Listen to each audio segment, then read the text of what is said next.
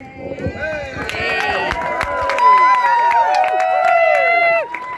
Ricardo, Bosi, you can do it. Unaccustomed as I am to public speaking. Right, good afternoon everyone, how are we doing? Any new arrivals? Show of hands, just got here today. Welcome. Welcome. Now, Guru kicked off his talk with the key point, unity. Unity. What they, the bad people, the politicians, the judges, the bureaucrats, the generals, admirals, air marshals, big business, big unions, big pharma, big banks, the lot. The reason they have succeeded is they have divided us. They keep dividing us. They keep dividing us. And the story always sounds very plausible. We've got to fight them because they believe in this. Damn right, let's go fight them. And then they tell the other side, we've got to fight them because they believe in that.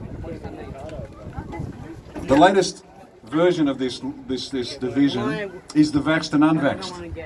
You notice that's what they did? They tried to turn the vaxxed against us and they tried to turn us against the vaxxed, but we didn't. We just said, no, that's just silly. We're all good people. They made a choice, we made a different choice, and they tried to divide us. And you can tell their strategy because they tried overseas as well to see what the reaction is. And they got that imbecile, the president of France, Macron, to angrily encourage the French people to declare war against the unvaxxed. And the French just turned around and said, get real. So you can see what they're trying to do. This division is critical to their success. Black, white, Christian, Jew, Muslim, rich, poor, tall, short, fat, thin. Yep. Lots of sugar, Diet Coke. It's always the same. It's always the same. And that's how they do it. They divide, they divide, they divide. We must stand together. And the one thing this is about your sovereignty. Because a lot of people are here for different reasons. Some of it's about the vaccine, others about the common law, others about different things. It doesn't matter what divides us. The one thing this is about for all of us is our sovereignty. It comes from here. Their power, their authority comes from each and every one of us.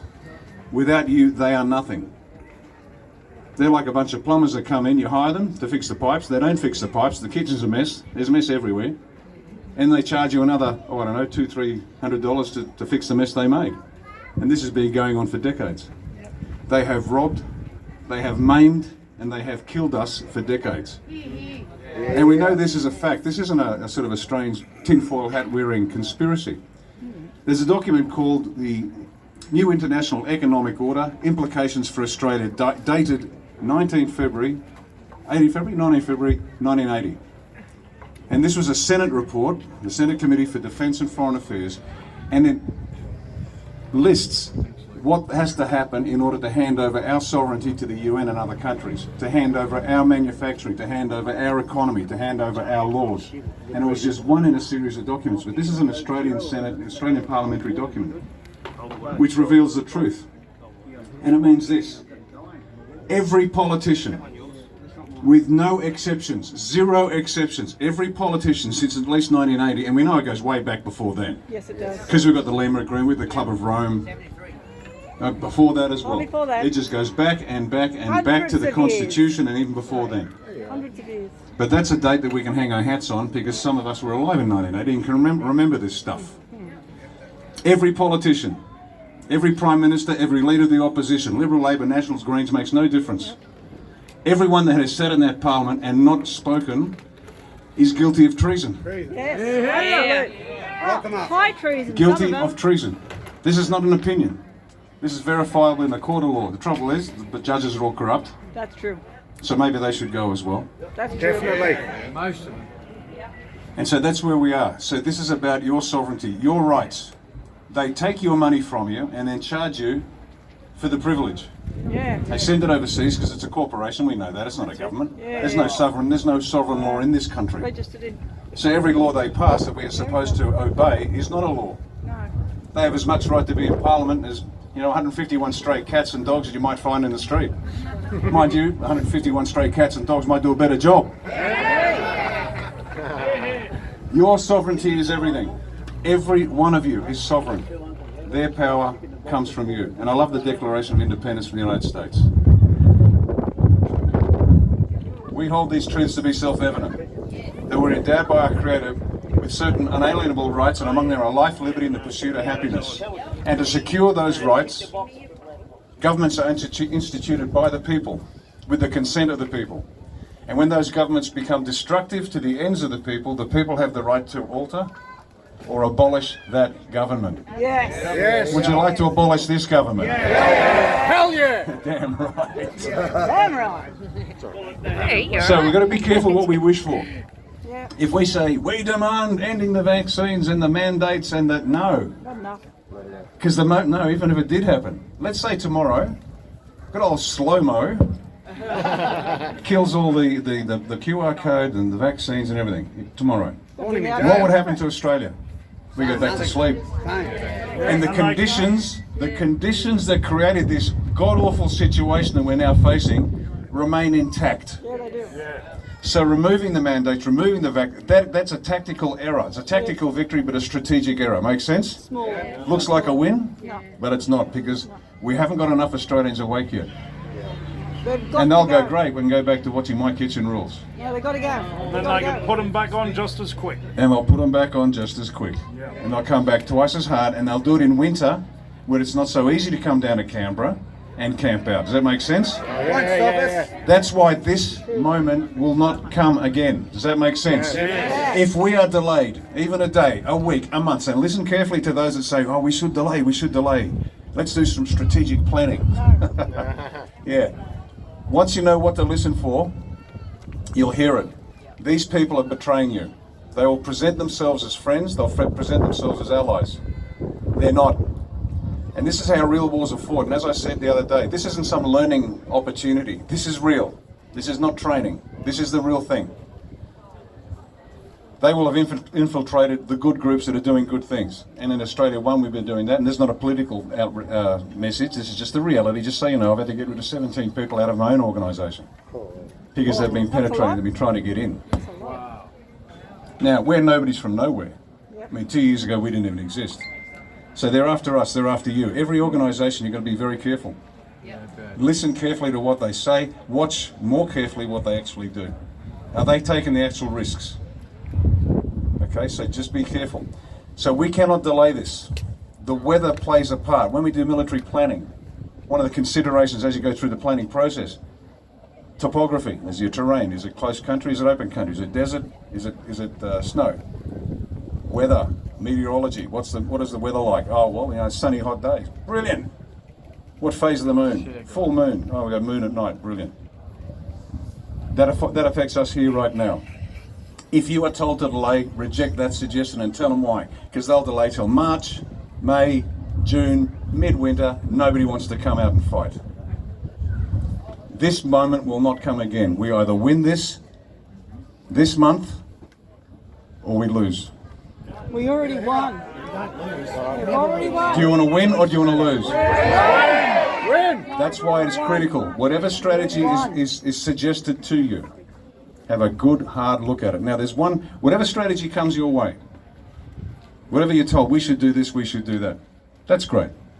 Talk about that in a minute. That's not my call. I'm nobody special here today. I'm just one of you. I'm not part of any leadership team. I'm just here. But understand this. The one thing that is common to every strategy, must be common to every strategy, is non-violent, non-cooperation. Yes. Absolutely vital. If anybody starts getting punchy and starts provoking the cops or doing stupid things, like tearing down 5G towers or whatever the hell's going on, odds are they're either a hothead and dangerous, or they're actually setups. They've sent troublemakers into your organisation. They'll go up, punch a woman, the cops will come in, and then the fight starts. That makes sense? Yes. This is how this works. This is how this works. So, everything we do until we win, and we stay until we win. We agreed on that? Yeah. You can shoot back home, have a breather, and come back with more reinforcements. No problem there. You can rotate. That's all right. But we're here till we win. Non-violent, non-cooperation. Do not confront the police. If the police confront you, obey directions. And if they say, we're going to arrest you, you go, okay, thank you, sir. Please arrest me. No problem. I am not resisting. I forgive you. I am not resisting. I forgive you. I am not resisting. I forgive you. Do you get it? This settles you down because you now have the power. I am not resisting, I forgive you. That's not for their benefit, it's for yours. It'll keep you nice and calm. And look, I said that to the coppers at Adelaide Airport. You got to wear a mask at Adelaide Airport. I said, no thanks, I don't wear masks. And they said, you have to. We've got a piece of paper. And I said, great, thank you, I don't care. That's not law. Just words on a page are not law. They said, well, we're going to arrest you anyway. And I said, okay, please arrest me, sir. I understand you've got a job to do. I wasn't pugnacious, I wasn't a smart aleck. I just smiled and said, no problem, you can arrest me. It's okay. The sergeant wet his pants, ran away, got some instructions, telephoned down to the 2 constables who were watching me and gave me a $1,000 fine. Thank you very much. Took my $1,000 fine and left. Didn't pay the fine. Of course not. Didn't turn up to court and told the magistrate he was an imbecile or treasonous, and either way I didn't much care. Yeah, exactly. That's what it looks like to peacefully make your point. Does that make sense? Yes. Yes. So, piece of paper's good, but when they've got guns, you want to be really clever, okay? I've seen a piece of paper that can repel a 9mm round, so non-violent, non-cooperation. Thank you, sir. If you need to arrest me, please do. I am not resisting, I forgive you. I am not resisting, I forgive you. I am not resisting, I forgive you. It's a bit like when you're talking to your wife and she gives you that look. And the women know what I'm talking about. I'm sure they teach that in girls' school. When your husband's a real pest, just give him this look and he will turn to jelly. And I've been married 3 times, so I know exactly what I'm talking about. What about the aggressive ones? What about the aggressive ones? You take the hit. I've been hit by a number of women. And sometimes I even deserved it. Show us your bruises. Take the... Okay, so there's just on that. Why have I been married 3 times? Because I'm a bloody idiot. I pass that on to your kids. Okay, so that's it today, guys. Non-violent, non-cooperation, please. And whatever you want to do, go do it. I heard a story today. In fact, I was driving here today and I saw this god-awful traffic jam just near the airport.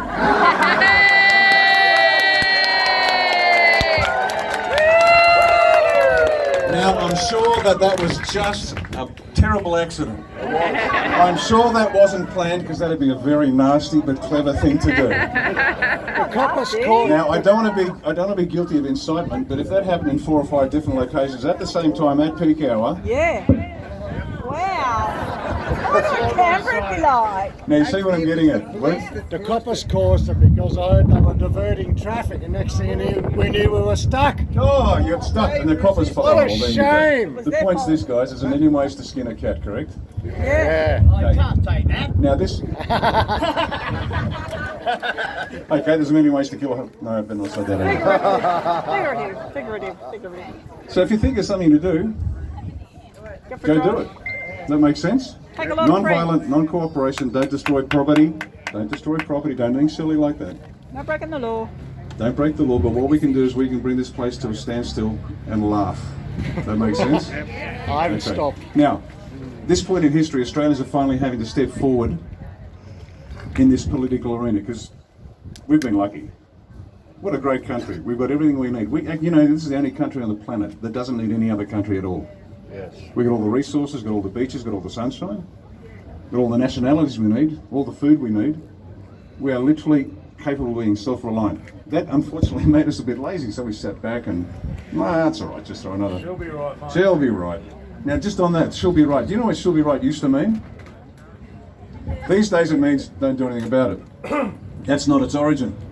Tobruk, World War II, the Anzacs are being pummeled by Erwin Rommel, the German general in North Africa. And he was hammering them day after day after day, week after week after week. And they just dug in. And the Germans called them the rats of Tobruk, and it was supposed to be an insult. And within a second, some smart aleck Australian stitched up a little rat shoulder patch, and they're all the rats of Tobruk and proud as punch. Does that make sense? Now, I heard this story from the son of a Brit soldier who fought with the Anzacs at Tobruk.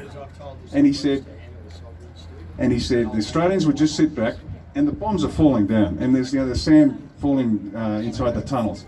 And the Australians just sit back and they're smoking their chumbi, all relaxed. And this young Brit said, this is a bit rough. And the Australians really said, nah, she'll be right, mate. Meaning we can take the hit. We can take the hit. And when the bombs stop falling, we can stand up and we win. And Rommel himself said, if I had to take hell, I'd use the New Zealanders to take it and the Australians to hold it. So that's the Australian character that we all come from. Now, I don't have Anglo ancestors, strangely enough, with a name like Ricardo, Umberto, Guerino, Bosi. My relatives were shooting at your relatives. I think we're bonding. But here's the point. Here's the point. That spirit imbues every Australian. We take the hits, but now we have to step forward for the first time as political creatures. For the first time, we have to take a hold of our sovereignty and say no more. You're not doing this ever again. Because now we are fighting for our country on our soil, and this is our black and white battle. Yes. We're fighting for our country and our soil, and we're going to do this together, and we're going to win. Yes.